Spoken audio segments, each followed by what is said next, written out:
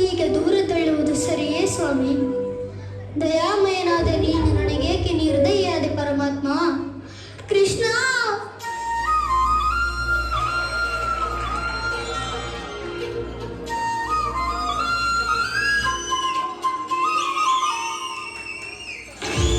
ಯಾಕೆ ಹೀಗಿದೆಯಾ ಕಣ್ಕ? ಇನ್ನೇನು ಮಾಡು? ಕೃಷ್ಣನನ್ನು ನೋಡಿ ಅವನ ಸೇವೆ ಮಾಡಲು ಬಂದ ಈ ದೀನನಿಗೆ ಸುಮ್ಮನಿರುವುದು ನ್ಯಾಯವೇ? ಒಳಗಡೆ ಸ್ವಾಮಿ ಅವರು ಪೂಜೆ ಮಾಡ್ತವ್ರೆ, ಅಲ್ಲೇ ಕೃಷ್ಣ ಇದ್ದಾನೆ ಅನ್ಸುತ್ತೆ.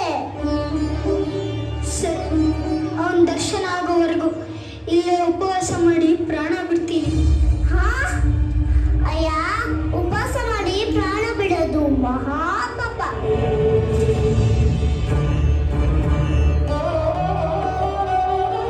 ತಗೋ ಈ ಕಂಡ್ಯಾರ, ದರ ಮಾಡಿ ಊಟ ಮಾಡು. ನನಗೆ ಬೇಕಾಗಿರುವುದು ಅವನ ದರ್ಶನ, ಊಟವಲ್ಲ. ದರ್ಶನ ಆಯ್ತಲ್ಲ, ಊಟ ತಿನ್ನು ಕಣ್ಕ. ದರ್ಶನವಾಯಿತು ಎಂದರೆ ಬಂದದ್ದು ಕೃಷ್ಣನೇ. ನಾನು ಸಮಸ್ತ ಲೋಕಕ್ಕೆ ದಾನಿ ನೀನು ವಿಚಾರ